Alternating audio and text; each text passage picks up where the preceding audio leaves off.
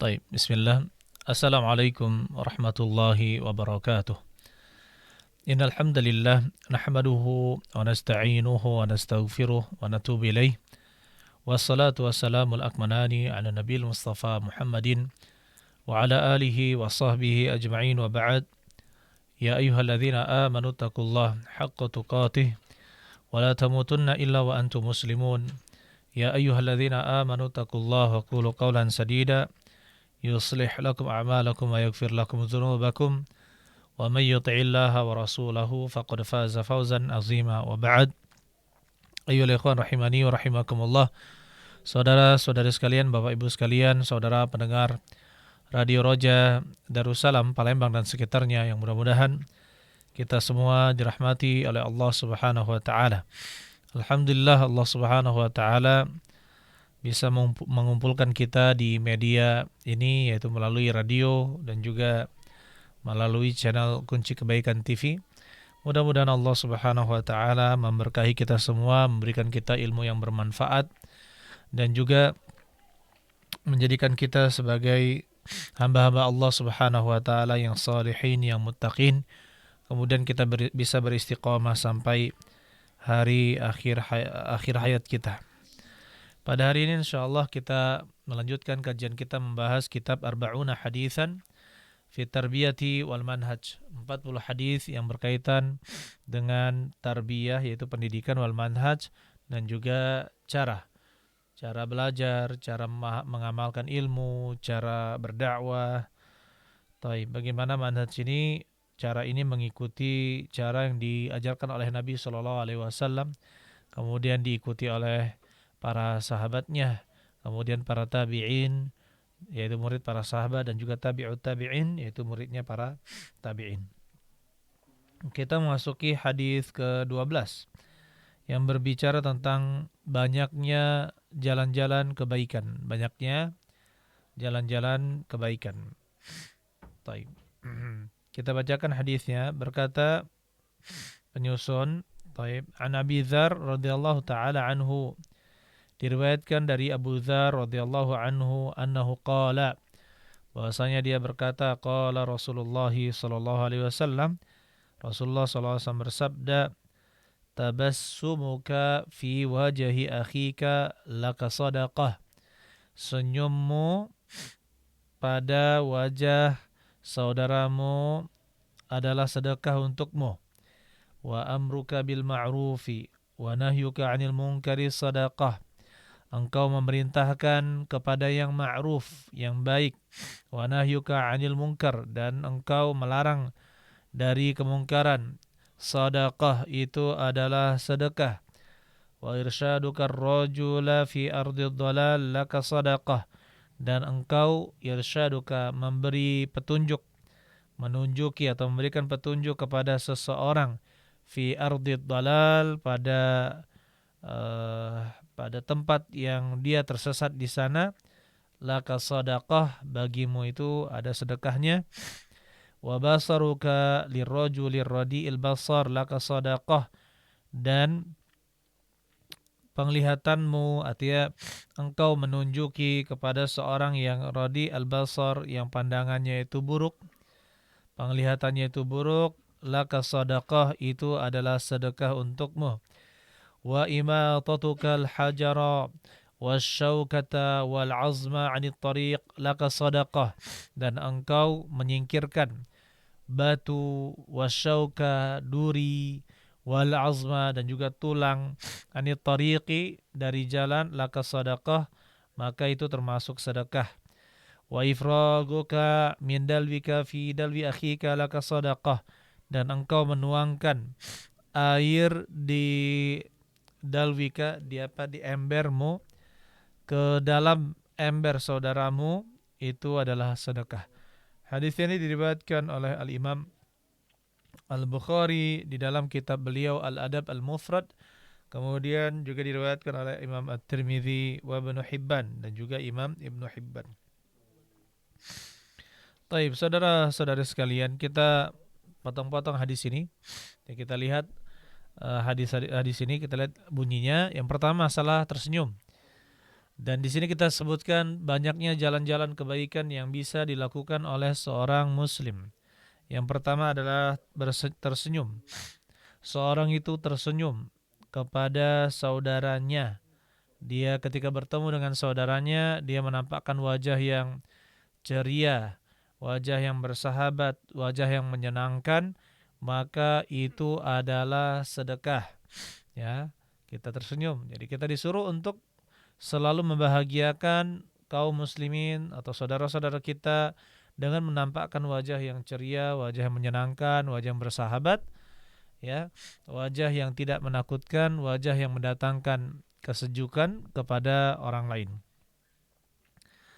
Kemudian yang kedua adalah wa amruka bil ma'ruf wa nahyuka 'anil munkar shadaqah. Jadi beramar ma'ruf, memerintahkan untuk melakukan yang ma'ruf, yang baik, ya, dan juga melarang dari kemungkaran adalah sedekah. Seorang mengajak kepada sesuatu yang ma'ruf. Ma'ruf itu adalah hal-hal baik yang dilihat berdasarkan kebiasaan dan juga berdasarkan perangai manusia.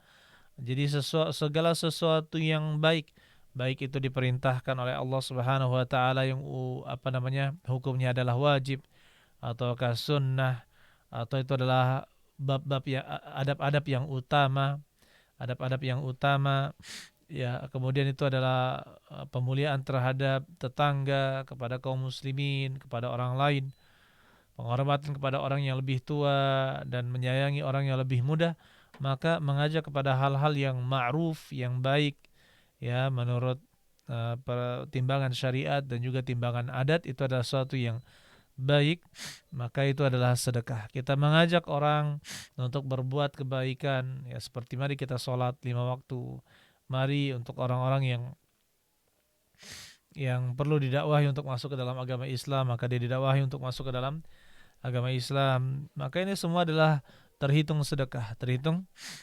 Bahkan sesuatu yang menurut kita mungkin sepele, seperti kita menasehati anak kecil untuk berpuasa, ya, sebagai bentuk pengajaran kepadanya, ya, mungkin ini adalah sesuatu yang sepele karena mungkin kita sudah terbiasa bertahun-tahun untuk berpuasa sehingga kita menganggap ini adalah sesuatu yang sangat ringan untuk diamalkan. Tetapi untuk anak kecil misalkan, walaupun dia belum wajib, kita ajarkan ayo puasa.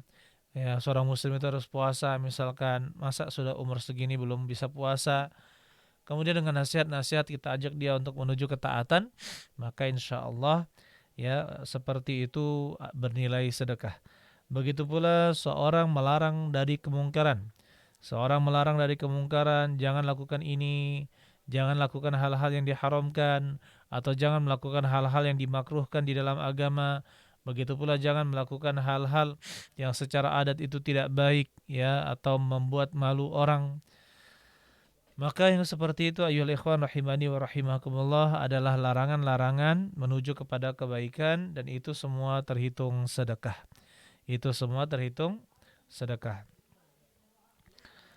Kemudian begitu pula kata Rasulullah SAW, wa irsyadur rajul, wa irsyadukar rajula, engkau memberi petunjuk, memberi arahan kepada seorang laki-laki fi ardid dalal, di mana dia sedang tersesat, ya, di suatu tempat, laka shadaqah, bagimu, ya, sedekah, kamu dapatkan sedekah karenanya. Jadi kita seperti misalkan ada di perumahan atau di kompleks, kemudian ada orang bertanya tentang alamat, suatu alamat seperti itu. Kemudian kita tunjuki jalan, belok kanan, kemudian belok kiri, kemudian belok kanan lagi, kemudian lurus, ya, kemudian belok kanan. Nah, di rumahnya di sebelah kiri. Kita tunjuki seperti itu ketika dia tidak tahu alamat, ya, tidak tahu alamat dan dia adalah orang yang asing. Kita tunjuki dia jalan dan dia membutuhkan petunjuk, maka ini juga termasuk bentuk sedekah. Dan jangan sebaliknya, ya ikhwan, terkadang ada orang yang suka bercanda, ditunjuki jalan nanti ke kiri, kemudian ke kanan, kemudian kiri lagi, kemudian ke kiri lagi, kemudian ke kiri lagi, ternyata kembali ke tempat semula. Ketika dia orang itu kembali ke tempat semula, ketawa semuanya di situ, yang orang yang para pemuda atau orang-orang yang suka bercanda tersebut ketawa. Loh, kok kembali lagi, Pak? Iya kan saya ditunjukkan jalan seperti ini. Iya. Maka di situ mengerjai orang, ya, apalagi dia dalam keadaan kelelahan, maka jangan dilakukan. Yang seperti itu termasuk bentuk apa ya ikhwan? Ya penipuan, ya bentuk khianat kepada saudara muslim yang lain. Oleh karena itu menunjuki jalan untuk orang yang tidak tahu jalan itu termasuk bentuk sedekah. Ya, termasuk bentuk sedekah. Walaupun menurut kita ini adalah hal yang sepele sekali, tetapi kita katakan ada kebaikan di sana, ada nilai-nilai kebaikan kepada orang lain, ya. Maka ini juga termasuk bentuk sedekah. Begitu pula kata Nabi sallallahu alaihi wasallam, wa basaruka lirrajul ar-radi al-basar, dan engkau menjadi penunjuk jalan atau menjadi penglihatan untuk seseorang yang pandangannya atau penglihatannya itu buruk, ya maka itu adalah sedekah. Seperti orang yang terkena katarak atau orang yang terkena rabun jauh, yang sudah sangat terlalu dekat, dia sangat rabun, ya sehingga takut untuk menyeberang, misalkan menyeberang jalan. Atau orang yang sudah misalkan kalau sudah malam dia tidak bisa melihat, atau seperti disebut dengan apa, rabun ayam, ya, atau rabun ayam, yang dia malam dia itu tidak bisa melihat dengan jelas, ya, ketika waktu malam maka diberikan bimbingan atau dituntun. Atau bahkan ini orang yang buruk penglihatannya, yang tidak bisa melihat dengan jelas, apalagi kalau kita mendapatkan orang yang buta, ya maka orang yang buta ini lebih utama, ya lebih utama untuk diberikan petunjuk. Taib. Kemudian selanjutnya wa imatatuka al-hajara wasyaukata wal azma 'anni tariq laka sadaqah. Begitu pula engkau menyingkirkan batu-batu wasyaukah dan juga duri, wal azma begitu pula tulang, 'anni tariq yang menghalangi jalan, laka sadaqah, maka bagimu sedekah. Kalau kita melihat ada sesuatu yang menghalangi jalannya manusia, ya mungkin mereka bisa tersandung atau terjatuh atau berjalan tidak baik, ya, atau berbahaya untuk mereka, seperti adanya batu-batu yang tidak rata atau batu besar, ada bata misalkan di jalan, atau duri, ya durinya itu panjang misalkan seperti itu, atau misalkan kita ada kawat, ada besi yang tergeletak di tengah jalan atau melintang, wal azma begitu pula misalkan ada tulang, karena zaman dahulu itu tulang itu tidak bisa diolah, ya kalau zaman sekarang kan masya Allah, apalagi orang-orang di Jawa, ya motong sapi semuanya habis gitu kan, semuanya habis, bahkan ususnya juga, ya bukan hanya orang Jawa, kita banyak belajar dari orang Jawa, memang pengolahan tersebut seluruh Indonesia, bahkan di daerah-daerah, bahkan usus juga dimakan, kemudian perut juga dimakan gitu kan, diolah.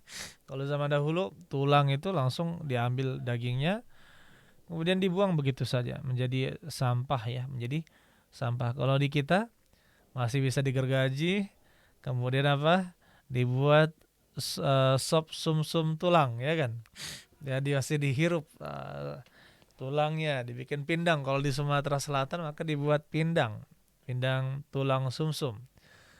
Tapi kalau zaman dahulu gitu saja, misalkan dia tidak perlu dipotong. Zaman dahulu ada paha, ada betis, sudah diambil, tidak perlu dipotong, langsung apa, dibuang jadi sampah. Dan terkadang ada tulang-tulang tersebut dibuang di tengah jalan, sehingga itu mengganggu jalan atau lalu lintas hewan pada saat itu. Dan ini termasuk segala hal yang menghalangi jalan, maka kita disuruh untuk menghilangkan gangguan. Contohnya yang tidak disebutkan di sini ada kayu, atau ada gangguan yang lain, atau bahkan hewan yang hidup, misalkan ada anjing gila. Orang tidak bisa melewati jalan. Bagaimana? Ya kita termasuk bentuk sedekah, kita menyingkirkan gangguan tersebut. Kalau ada anjing gila kan bahkan orang-orang takut untuk jalan ke sana, ya. Ya memang kalau anjing gila memang gila gitu ya. Kalau anjing yang normal kan kita takuti, dia takut gitu kan. Kalau anjing gila kita lawan, dia malah menggigit. Tapi kan terkadang ada ya cara, seperti misalkan kita pegang tangan kita balut dengan kain tebal, kaki kita juga demikian, kemudian kita gigitkan ke dia, ya kan? Ada cara-cara untuk mengatasi anjing gila tersebut. Taib, selanjutnya ya ikhwan, wa ifraghuka andal vika mindal vika fi dalwi akhika laka sadaqah. Engkau menumpahkan air di dalam embermu ke dalam ember saudaramu, itu adalah sedekah. Perlu diketahui ya ikhwan, di zaman dahulu Nabi SAW itu tidak menghidupkan pompa. Kalau kita kan tinggal on off ya, hidup pompa, matikan. Bahkan kalau misalkan yang PDAM tinggal buka keran hidup dia kan. Nah di sini tidak, di zaman Nabi SAW mereka tergantung pada sumur dan mereka sangat hemat air, ya sangat hemat air. Bahkan mereka tampung air tersebut, kemudian mereka bagian atasnya bisa mereka minum, ya seperti orang-orang di zaman dahulu kita simpan di tempat penampungan. Nah dulu ada yang dinamakan istilah ad-dalwu. Dalwu itu kalau diterjemahkan secara bebas di bahasa Indonesia, dalwu itu adalah ember. Padahal terjadi perbedaan sebenarnya. Kalau ember di zaman Nabi Shallallahu Alaihi Wasallam dengan ember di zaman sekarang. Kalau ember zaman sekarang kan dari kayu atau dari plastik, dari bahan-bahan lain yang berbentuk ember gitu ya, silinder ya, seperti itu dikatakan ember. Kalau di zaman dahulu itu dibuat dari kulit. Ember itu yang dimasukkan ke dalam sumur atau sungai. Mereka membuat X seperti itu, silang dari kayu yang kuat. Kemudian mereka ikat kulit di sana, kulit yang memanjang. Yang dia itu memanjang, kemudian di ujung kulit itu diikat dengan tali sehingga apa? Bisa dipakai untuk mengangkut air dengan banyak. Nah, itu yang namanya dalwun di zaman dahulu. Orang-orang Arab membuat ember yang berbahan kulit dan kayu, kulit kemudian kayu. Inilah yang dinamakan ember di zaman dahulu. Nah ini, dan sebagaimana kita ketahui mereka itu tidak ada pompa, masih manual, bahkan mereka juga tidak pakai katrol ya, belum mengenal katrol. Tapi zaman dahulu itu belum mengenal katrol, masih mengambil dari sungai itu bagaimana? Tali saja, kemudian mereka angkat, kemudian ini kan butuh butuh tenaga, butuh proses yang tidak bisa cepat. Nah di sini kalau misalkan kita sudah bersusah payah mengangkat mengangkat ember, di ember kita itu air, kemudian datang saudara kita, teman kita datang, saudara kita datang ingin melakukan hal yang sama, yaitu mengambil air di sumur. Maka kalau kita tumpah nih, silahkan ambil aja kamu, biar saya ngambil lagi. Ambil saja air saya ini, ditumpahkan, kemudian dia mengambil lagi. Maka ini seolah-olah adalah hal yang ringan gitu ya, hal-hal yang ringan dilakukan karena tidak ada modal, ya kan? Airnya gratis, dia tinggal ngambil. Tapi ada tenaga di situ dan menunggu, ada waktu. Kita katakan ayo ikhwan, di situ meskipun ringan, tetapi laka sedekah, bagimu itu sedekah. Dan ayo ikhwan rahimani wa rahimakumullah, saudara-saudari sekalian. Maka kalau kita lihat ya hadis-hadis yang atau perkataan Nabi SAW yang disebutkan dalam hadis ini, masalah tersenyum, amar ma'ruf nahi mungkar, menunjuki orang yang tersesat atau tidak tahu jalan, begitu pula membantu orang yang penglihatannya buruk atau orang yang buta, menghilangkan menyingkirkan gangguan dari jalan, begitu pula menumpahkan air dari ember yang sudah kita yang ada airnya ke dalam ember saudara kita atau teman kita. Maka hal-hal ini semuanya bernilai sedekah dan termasuk jalan-jalan kebaikan. Oleh karena itu kita katakan sangat banyak ayol ikhwan di dunia ini jalan-jalan kebaikan. Jalan-jalan kebaikan, dan perlu kita ingat bahwasanya kita ini hidup di dunia itu tidak sendiri. Dan ketika kita hidup di dunia ini tidak hanya beribadah di masjid, ya di rumah di masjid, di rumah di masjid, tetapi ada ibadah lain. Ada ibadah lain yang berkaitan dengan manusia, bagaimana menunjukkan akhlak yang mulia, bagaimana berbuat baik kepada tetangga, berbuat baik kepada masyarakat, menahan diri dari menyakiti orang lain, menghilangkan gangguan kepada orang lain. Begitu pula bagaimana membuat hati orang lain itu senang, maka ini juga termasuk ibadah. Ya, berakhlak dan beradab seperti ini termasuk ibadah.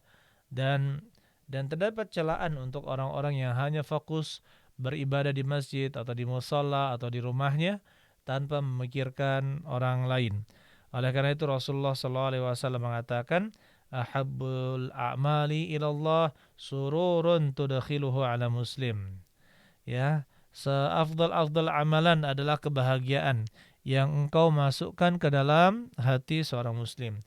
Au takshifu anhu kurbatan, atau engkau menyingkap darinya suatu kesusahan. Au tatrudu anhu jau'an, atau engkau menghilangkan darinya rasa laparnya. Au taghuddu anhu taqdi anhu dainan, atau engkau membayarkan hutangnya.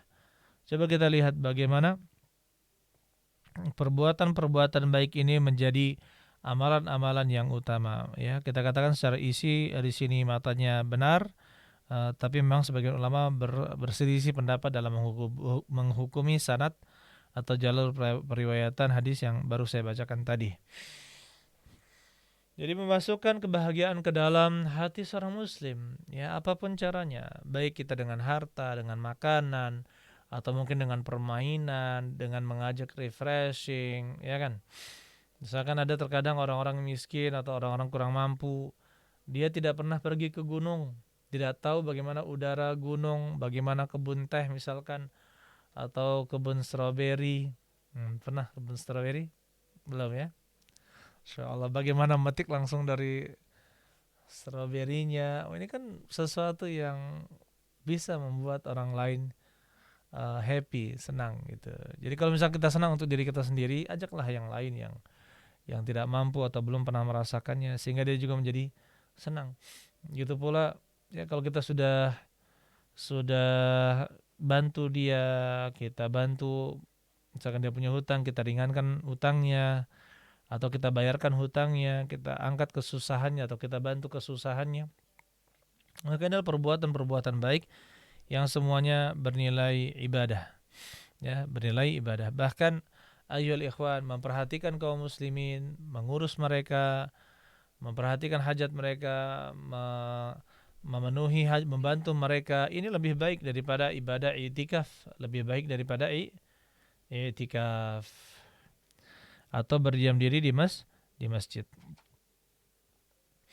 Kemudian di sini ayyuhal ikhwan, Rasulullah sallallahu alaihi wasallam pernah menyebutkan, innahu, ketahuilah, laisa syai'un yuqarribukum ilal jannah, tidak ada sesuatu apapun yang mendekatkan diri kalian kepada surga, illa qad amartukum bihi, kecuali telah saya perintahkan kepada kalian.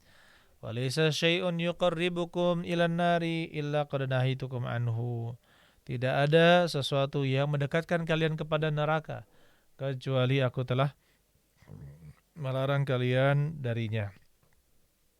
Ya, kecuali aku telah melarang kalian darinya. Jadi segala perintah, segala larangan itu sudah disebutkan oleh Nabi Shallallahu Alaihi Wasallam. Nah, karena itu di dalam kehidupan kita bisa melihat betapa banyak sebenarnya ya amalan-amalan kebaikan yang bisa kita lakukan, baik dengan mengajak kepada kebaikan, mengajak untuk meninggalkan kemaksiatan, ya berbuat baik kepada orang lain, membahagiakan orang lain. Begitu pula kata Rasulullah SAW, tabassumuka fi wajhi akhika sadaqah, atau laka sadaqah, tersenyumnya engkau kepada di hadapan saudaramu itu adalah sedekah. Ya, kemudian ayyuhal ikhwan rahimani wa rahimakumullah, di sini juga kita bisa memahami bahwasanya pengaruh niat itu sangat besar di dalam kehidupan kita sehari-hari. Pengaruh niat itu sangat besar di dalam kehidupan kita sehari-hari. Oleh karena itu, salah satu fungsi niat adalah membedakan antara sesuatu yang ibadah dengan sesuatu yang bukan ibadah. Sesuatu yang ibadah dengan sesuatu yang bukan ibadah. Contohnya perbuatan memberi makan anak dan istri. Maka secara hukum adat itu merupakan suatu kewajiban ya, suatu keharusan seorang bapak menafkahi istri dan anak-anaknya. Nah ini kalau misalkan ini hanya sekedar adat, kalau tidak diniatkan untuk mendapatkan pahala dari Allah Subhanahu wa taala, maka tidak akan mendapatkan pahala. Oleh karena itu cobalah ketika kita misalkan laki-laki suami ya, memberikan sesuatu kepada istri kita, kepada anak kita, niatkan itu adalah sedekah. Niatkan itu adalah apa? Sedekah. Jadi sebenarnya kita bisa ya sebagai seorang suami bersedekah setiap hari. Bersedekah kepada siapa? Kepada istri kita. Bahkan kepada diri kita sendiri kita bisa niatkan untuk bersedekah. Kepada diri kita sendiri kita bisa berniat untuk apa? Untuk bersedekah untuk kebutuhan-kebutuhan kita sebagaimana wajarnya orang ya hidup normal di dalam kehidupan, kemudian dia penuhi untuk itu ya. Seperti misalkan potong rambut, ya butuh ke salon misalkan, nah dia harus mengeluarkan uang untuk ke salon. Dia rapikan rambutnya tanpa melanggar syariat, ya kan? Maka ini juga ya hal yang baik, dan ini bisa kita semua niatkan sebagai bentuk amalan soleh. Jadi salah satu fungsi niat adalah membedakan antara ibadah dan bukan ibadah. Seperti seorang menyuapkan istrinya, menyuapkan istrinya.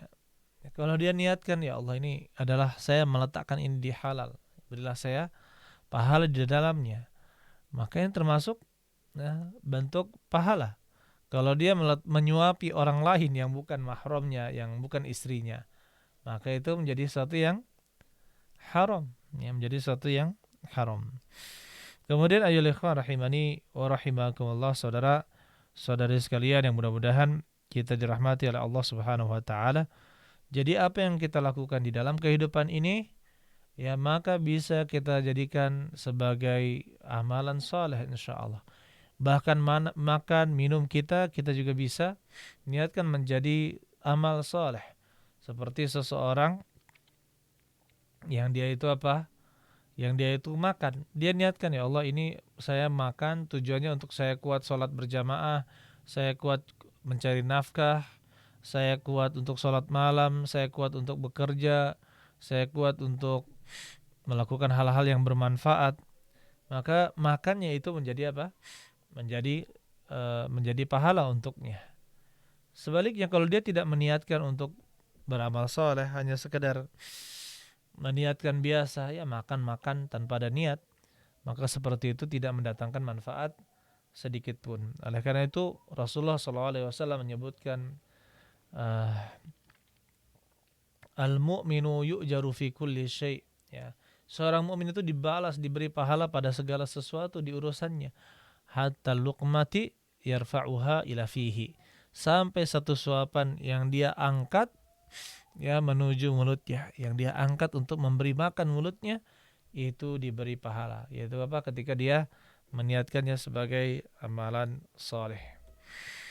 Jadi banyak sekali, bahkan dalam 24 jam kehidupan kita dalam sehari semalam bisa kita niatkan sebagai amal ibadah.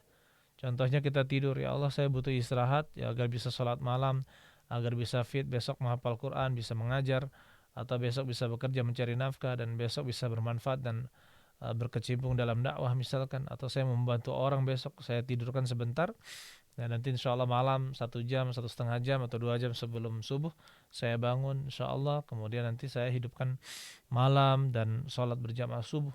Itu sengaja tidur agar dia bisa kuat, karena manusia normal pun membutuhkan apa? Yang namanya tidur, ya, yang namanya tidur.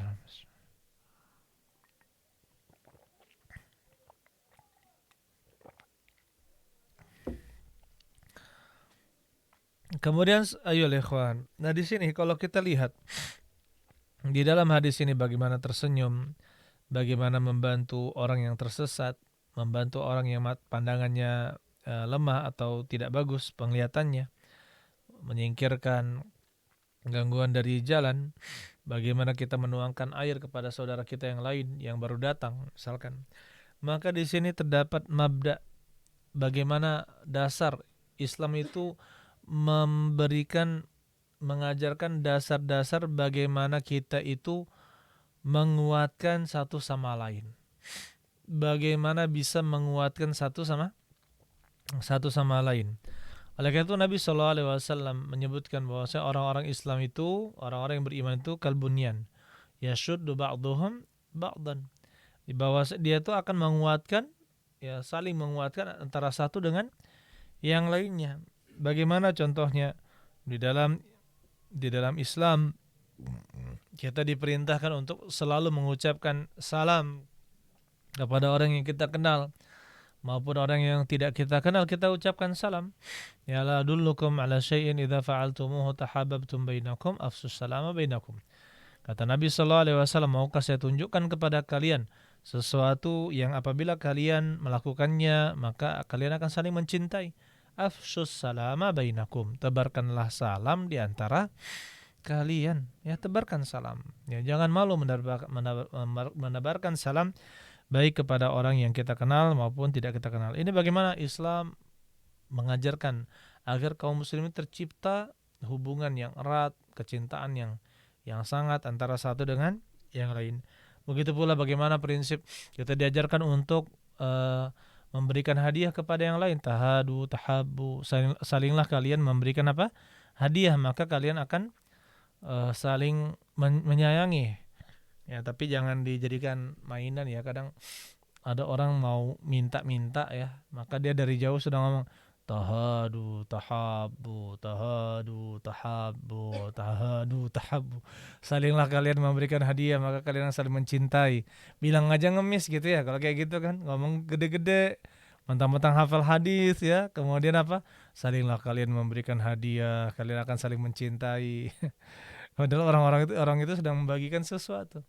Maka kita katakan ya seorang muslim juga harus punya izzah, kemuliaan diri. Jangan meminta-minta kepada orang lain. Tapi satu sisi orang yang punya kelebihan maka berbagilah kepada orang lain. Agar apa? Agar saling mencintai.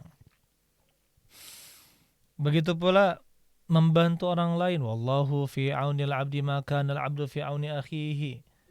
Ya, seorang hamba itu wallahu fi aunil abdi, Allah itu senantiasa membantu seorang hamba selagi hamba tersebut membantu saudaranya. Subhanallah. Jadi kalau misalkan di Asia, ya negara Asia itu terkenal dengan apa? Kita harus membalas budi orang yang telah berbuat baik kepada kita, kan seperti itu, ya. Kemudian apa? Kita harus ingat budi, atau misal ketika kita melakukan sesuatu ya kita tidak mengapa meminta budi yang telah kita lakukan, itu salah satu prinsip. Tapi kita katakan ini prinsip manusia. Adapun kalau kita orang-orang Islam, ketika kita membantu orang lain maka kita hanya mengharapkan apa? Balasan dari Allah, pertolongan dari Allah. Kita tidak menginginkan ucapan terima kasih, pujian atau sanjungan dari manusia ketika kita berbuat baik. Tidak perlu kita inginkan itu, atau manusia ya menjadi baik terhadap kita. Tidak, itu niat-niat duniawi yang harus kita hindari. Oleh karena itu ya ikhwan, ketika kita berbuat baik maka kita usahakan dengan sebaik-baiknya bahwasanya kita niatkan ini hanya untuk Allah Subhanahu wa taala, kita menolong saudara kita, dan kita yakin bahwasanya Allah tidak akan menyia-nyiakan orang yang membantu saudaranya muslim. Kita bukan menantikan balas budi dari orang tersebut, tetapi kita mengharapkan dengan penuh harapan balasan Allah Subhanahu wa taala atas perbuatan baik yang kita lakukan terhadap saudara kita. Taib. Dan bisa jadi ayol ikhwan, ada orang yang merasa selalu susah hidupnya, merasa sempit hidupnya, atau merasa kurang dibantu oleh Allah Subhanahu wa taala. Ya, sebagai balasan dari perbuatan dirinya sendiri, yaitu dia malas atau tidak mau membantu orang lain. Begitu pula ayol ikhwan, bagaimana sifat yang disebutkan di dalam syariat kita, wa yamna'unal ma'un, ketika Allah Subhanahu wa taala menyebutkan orang-orang yang celaka di dalam mengerjakan salat, ya wa yamna'unal ma'un. Jadi mereka itu menahan pemberian pinjaman. Pemberian apa? Ya, pinjaman barang. Jadi sampai barang saja pelit untuk meminjamkan. Contohnya cangkul. Cangkul ketika dipakai sebentar maka tidak berubah dia cangkul. atau pisau atau parang, ya kan? Ya berbeda kalau misalkan sesuatu yang habis dipakai. Tapi ini sesuatu yang tidak habis dipakai, pisau, parang, cangkul, linggis, itu hal-hal yang tidak mudah hancur ketika dipakai. Palu, ya kita pinjamkan kepada orang lain. Ya ini sebagai bentuk pertolongan kepada mereka karena untuk membeli alat tersebut maka itu butuh modal, butuh harta, sedangkan belum tentu mereka memiliki harta tersebut. Kemudian ayyuhal ikhwan rahimani wa rahimakumullah. Di sini juga terdapat pelajaran untuk kita bahwasanya jangan sampai meremehkan kebaikan sedikit pun. Jangan sampai kita meremehkan kebaikan sedikit pun. Apapun perbuatan baik, ya apapun perbuatan baik yang disebutkan di dalam syariat kita atau secara kaidah itu adalah perbuatan baik. Walaupun dia ringan, maka jangan dianggap remeh. Bisa jadi kita masuk surga karena amalan tersebut. Kata Nabi SAW, la tahqiranna minal ma'rufi syai'ah. Janganlah kamu menyepelekan dari kebaikan sedikit pun. Faman ya'mal mithqala dzarratin khairan yarah. Barang siapa yang mengamalkan sebesar biji dzarrah atau sebesar benda kecil ya khairan dari sebuah kebaikan yarahu, maka dia akan melihat balasannya. Kullu ma'rufin shadaqah. Kata Nabi sallallahu alaihi wasallam, setiap perbuatan baik itu adalah sedekah. Maka ini menjadi dalil ayyuhal ikhwan rahimani wa rahimakumullah. Ini menjadi dalil bahwasanya kita jangan meremehkan sedekah. Bisa jadi misalkan tanaman yang kita tanam itu menjadi alasan mengapa kita masuk surga. Atau bisa jadi kita menyelamatkan hewan yang terjepit misalkan, ya. Kucing yang terjepit atau anak ayam yang tertimpa batu, misalkan kita menyelamatkan sehingga dia kembali hidup, dia hidup dan tidak jadi mati. Ya, maka ini termasuk bentuk apa? Bentuk ma'ruf, bentuk perbuatan yang baik, dan itu termasuk sedekah. Dan Allah Subhanahu wa taala akan membalas orang-orang yang bersedekah tersebut. Kemudian ayyuhal ikhwan rahimani wa rahimakumullah. Dan sudah sepantasnya ketika kita berbicara tentang adab dai,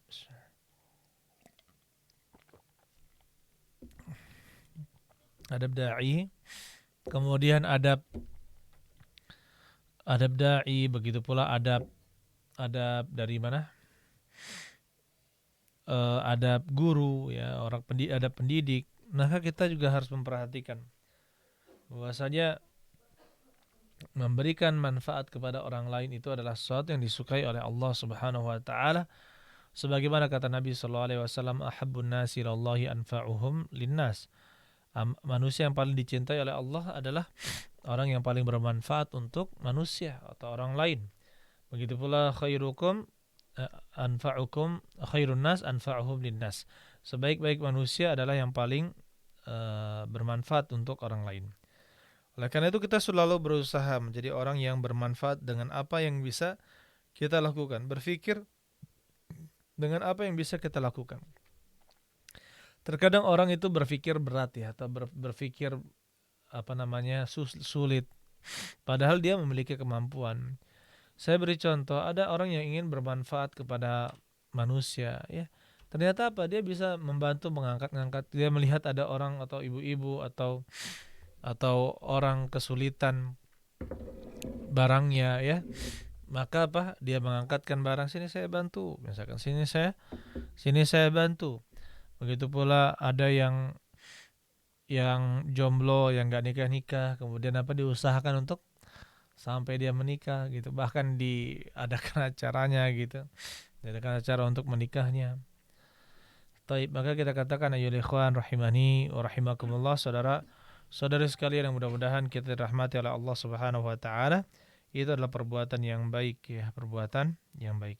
Atau dengan ilmu yang kita miliki, kita berikan ilmu, kemudian ilmu kita tebar ke masyarakat, ya, dan mereka mendapatkan manfaat, maka itu termasuk hal yang baik. Kemudian di dalam hadis ini terdapat keutamaan membahagiakan orang lain. Dari sini juga penting bagi seorang dai, bagi seorang guru agar berhias dengan akhlak-akhlak yang mulia, ya mudah untuk membantu orang lain sehingga apa? Menjadikan manusia atau orang-orang di sekitarnya cinta kepadanya. Jika seorang itu sudah cinta, maka akan mudah memasukkan hal-hal baik, akan mudah untuk menasehati mereka, akan mudah melarang mereka ya dari perbuatan yang haram. Taib. Tapi kalau misalkan dakwah ini dibawa oleh orang-orang yang kasar, yang tidak beradab, tidak berakhlak, maka orang-orang akan semakin menjauhi dakwah tersebut. Ya. Taib. Kemudian ayol ikhwan rahimani wa rahimakumullah, saudara-saudari sekalian yang mudah-mudahan kita dirahmati oleh Allah Subhanahu wa taala. Nabi sallallahu alaihi wasallam menyebutkan tentang menyingkirkan gangguan di jalanan, ya. Bahkan kata Nabi sallallahu alaihi wasallam tentang cabang-cabang keimanan. Iman itu terdiri dari 63 atau lebih atau 73 atau lebih cabang. Wa alaha qaulu la ilaha illallah.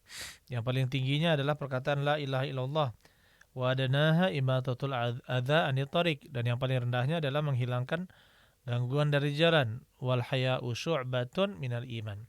Dan rasa malu itu adalah bagian dari keimanan. Rasa malu adalah bagian dari keimanan. Nah, kita lihat di sini ayol ikhwan bagaimana menyingkirkan gangguan dari jalan itu adalah bagian dari keimanan. Dan juga kita perlu mengingatkan ya, terkadang apalagi sekarang ini Syawal ini musim banyak orang nikahan ya. Biasanya Syawal, kalau nggak selesai Syawal maka Zulqa'dah. Nah, Zulqa'dah, Zulhijjah. Ini musim orang-orang menikah. Musim orang-orang menikah. Kita katakan jangan sampai kita menghalangi jalan orang lain. Kalau kita sudah tahu bahwa tidak ada jalan ya kecuali jalan itu, atau misalkan untuk menempuh jalan lain, ada jalan lain tapi butuh berputar jauh seperti itu, maka sudah sepantasnya ya kita tidak memakai jalan untuk mengadakan acara pernikahan atau kumpul-kumpul. Ya akhirnya apa? Nanti orang-orang yang seperti rutin membawa sapi, kambing ya akan kerepotan. Yang rutin misalkan berlalu lintas di sana akan kerepotan. Ya, oleh karena itu ya kalau mau adakan acara, kalau misalkan toh harus memakai jalan dan sedang itu adalah salah satu-satunya jalan, maka izinlah kepada seluruh pemakai jalan tersebut. Izin dulu kepada seluruh pemakai jalan tersebut sehingga kita bukan termasuk orang yang menghalang-halangi jalan. Kemudian ayol ikhwan, di dalam hadis ini terdapat juga kesempurnaan Islam. Bagaimana Islam itu tidak hanya mengatur masalah ibadah, tetapi juga mengatur mengatur urusan bagaimana bermuamalah kepada manusia, berbuat baik kepada manusia. Taib. Kemudian ayol ikhwan, di antara hal yang sangat baik untuk dilakukan oleh seseorang adalah menafkahi selain orang-orang miskin, maka menafkahi para penuntut ilmu yang tidak mampu. Menafkahi para penuntut ilmu yang tidak mampu. Ya, jadi kalau misalkan ada seorang yang diberi kelebihan harta oleh Allah Subhanahu wa taala, maka dia sudah sepantasnya menyisihkan uangnya, menyisihkan hartanya untuk membantu orang-orang yang sedang menuntut ilmu. Ya, kata Rasulullah SAW ketika ada seorang laki-laki mengeluhkan saudaranya yang tidak mau bekerja tapi dia selalu duduk bersama Rasulullah SAW saja untuk belajar dan beribadah, sedangkan dia mencari rezeki dan menafkahi saudaranya itu, maka kata Nabi SAW mengatakan la'allaka turzaqu bihi, Bisa jadi engkau itu diberikan rezeki karena dia. Ya, karena apa? Karena dia. Bisa jadi engkau diberikan rezeki karena dia. Karena engkau membantu penuntut ilmu yang sedang belajar, engkau beri nafkah dia, rezekinya orang tersebut mengalir dari dirimu, kemudian Allah lipat gandakan sedekah dari pahala sedekah tersebut sehingga engkau mendapatkan rezeki yang berlipat-lipat dari Allah Subhanahu wa taala. Oleh karena itu, membantu para penuntut ilmu. Ya, orang yang membantu penuntut ilmu, membantu para dai untuk berdakwah, maka insya Allah dia akan mendapatkan keutamaan. Ya, mendapatkan keutamaan seperti apa? Mendapatkan keutamaan seperti penuntut ilmu tersebut. Dan apabila penuntut ilmu tersebut kemudian dengan karunia dari Allah dia menjadi ustadz atau menjadi pengajar, menjadi guru, atau memberikan manfaat kepada orang lain karena ilmu yang dipelajari di sekolahan atau pondok pesantren misalkan, maka ya donaturnya atau orang tua asuhnya juga akan mendapatkan pahala yang besar dari Allah Subhanahu wa taala. Rasulullah sallallahu alaihi wasallam mengatakan man fattara shaiman kana lahu, barang siapa yang memberi bukaan puasa untuk orang yang berpuasa, ya kana lahu kutiba lahu mithlu ajri as-shaim, maka akan dibalas, akan ditulis untuknya seperti pahala orang yang berpuasa tersebut tanpa mengurangi sedikit pun pahala orang yang berpuasa. Begitu pula kata Rasulullah SAW untuk orang yang memberikan bekal bagi orang yang berjihad, maka atau dia menjadi pembantu untuk urusan-urusan orang-orang yang berjihad yang meninggalkan keluarganya di rumah, ya seperti istri dan anak-anaknya. Kata Rasulullah SAW, man jahaza ghaziyan, barang siapa menyiapkan perbekalan untuk orang yang berperang fi sabilillah di jalan Allah, faqad ghaza, maka dia telah berperang, ya. Wa man khalafa ghaziyan fi ahlihi bi khairin, ya, bi ahli bi khairin faqad ghaza. Barang siapa yang khalafa ghaziyan fi ahli bi khair, maksudnya yang membantu menjaga keluarga orang yang berjihad, berjuang ya dalam kebaikan di jalan Allah, dia urus ya keluarganya, orang yang ditinggal suaminya itu untuk berperang misalkan, faqad ghaza, maka dia telah berperang, maka dia telah berperang. Ya, karena sebagian orang memang diberikan uzur oleh Rasulullah SAW untuk tidak ikut berperang di zaman dahulu. Seperti misalkan ada seorang pemuda dia tidak berperang, kenapa? Karena dia memiliki ayah atau ibu yang sangat tua dan tidak ada yang mengurus mereka berdua atau salah satu di antara mereka berdua. Jadi tidak memungkinkan untuk berjihad. Maka orang seperti ini bisa dia mendapatkan pahala jihad dengan cara apa? Menafkahi para pejuang di jalan Allah Subhanahu wa taala, atau dia menggantikan sebagai apa? Orang yang memenuhi kebutuhan-kebutuhan keluarga-keluarga atau istri-istri orang, ya istri-istri para pejuang dia urus, ya, kemudian dipenuhi kebutuhan-kebutuhannya, maka seperti ini dia mendapatkan pahala orang yang berjihad juga. Oleh karena itu, ayolah ikhwan, dengan dua dalil ini, ya, kepada orang-orang yang memiliki kelebihan harta, maka carilah tempat-tempat yang amanah untuk menafkahi para penuntut ilmu. Taib. Allah alam bissawab. Kemudian begitu pula untuk orang-orang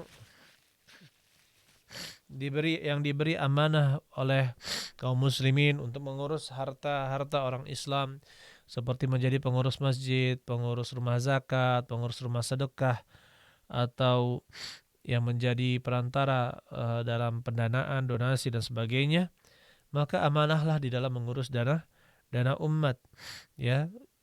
Kata Rasulullah SAW, al-khazir al-muslim al-amin, seorang muslim yang menyimpan dan dia terpercaya, alladzi yanfadhu ma umira bihi, dan dia menunaikan apa yang diperintahkan kepadanya, fayu'tihi kamilan muwaffaran, dan dia menyerahkan apa yang diamanahi itu dengan kamilan, sempurna, muwaffaran, tidak ada berkurang sedikit pun.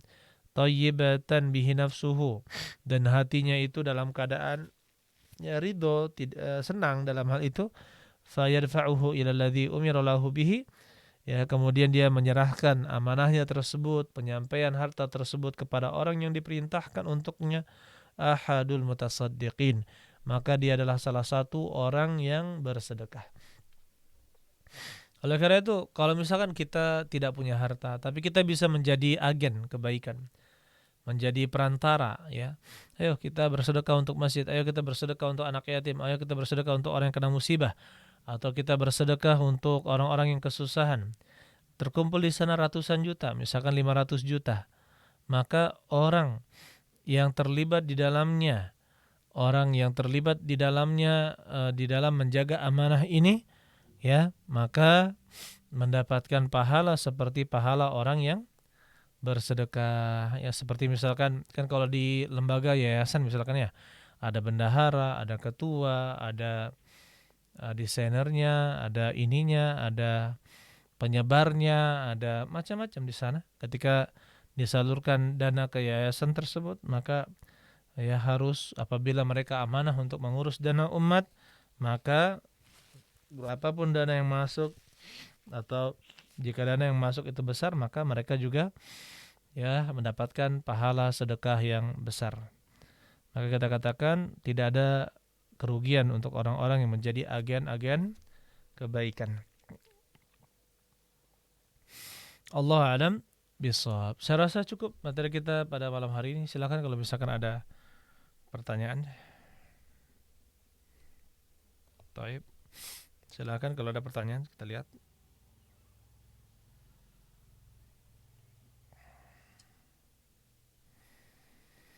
Taib.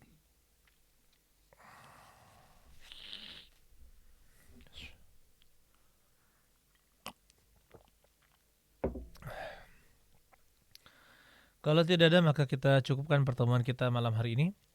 Mudah-mudahan Allah Subhanahu wa taala memberikan kekuatan kepada kita semua untuk bisa selalu taat kepadanya. Mudah-mudahan Allah Subhanahu wa taala membimbing kita, memberi petunjuk kepada kita, kemudian menjadikan hati-hati kita bisa ikhlas untuk selalu beribadah kepadanya, ya. Kemudian bisa beristiqomah di jalan yang hak, dan kita bisa wafat dalam keadaan husnul khatimah dengan amalan-amalan yang kita senang itu menjadi penutup amalan kita. Allah alam bisawab. Dan sekali lagi kita ingatkan bahwasanya beribadah itu bukan hanya ibadah yang tampak hanya kepada Allah Subhanahu wa taala, tetapi di antara bentuk ibadah adalah kita membahagiakan orang lain, membantu orang lain, meringankan beban orang lain. Maka ini juga termasuk ibadah yang sangat utama dan dicintai oleh Allah Subhanahu wa taala para pelakunya. Barakallahu fikum jami'an, subhanakallahumma bihamdik, asyhadu an la ilaha illa anta astaghfiruka wa atubu ilaik. Assalamualaikum warahmatullahi wabarakatuh.